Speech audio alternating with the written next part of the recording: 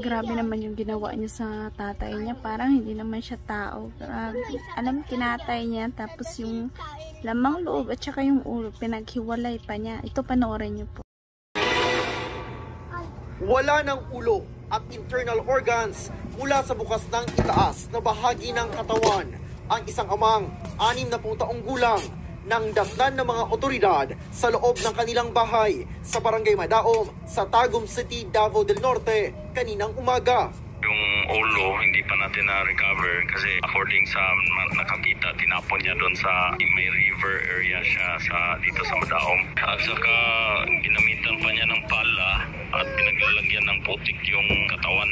Sa paghalugog sa paligid ng crime scene, nakita ng mga otoridad ang puso ng biktima na nakasabit sa puno ng mangrove. Habang ang mga laman loob nasa lutuan na, na-recover din ang ilang ginamit umano sa pagpatay. Lagaraw usay, tolo, martilyo, pala at sanga ng puno. Agad na aresto sa crime scene ang suspect, ang 41 anyos na lalaking anak nito.